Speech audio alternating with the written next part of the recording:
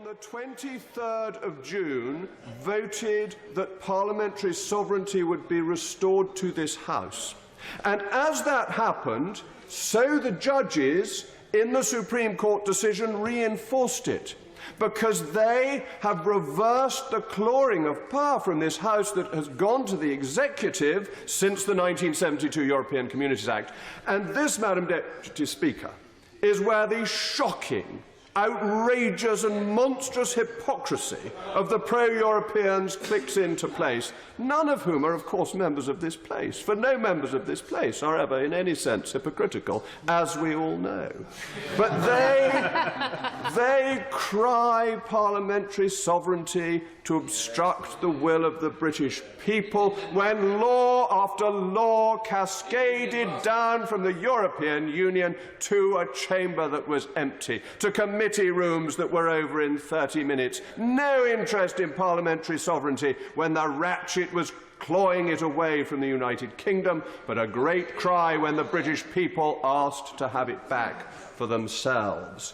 And so we have a situation where the Supreme Court has recognised that this House is where power must lie in the creating and repealing of laws. This will restore our proper constitutional balance so that no more will we have talk of superior legislation. The courts had developed a theory from the 1972 Act that it was superior law and that laws passed after it were bound by it.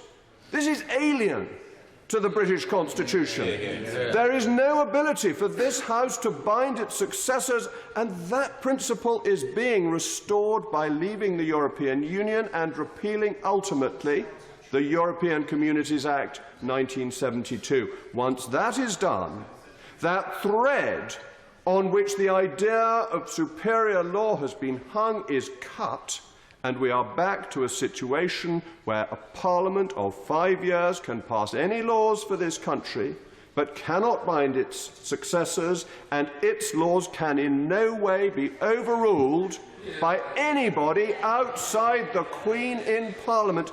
And the great virtue of this Constitution, and this is where I agree with the honourable lady, the member for Birmingham Edgbaston, is that it has provided prosperity, peace and security for our nation, because the economy does not get created out of nowhere. It depends on the constitutional structures that you have that protect the rule of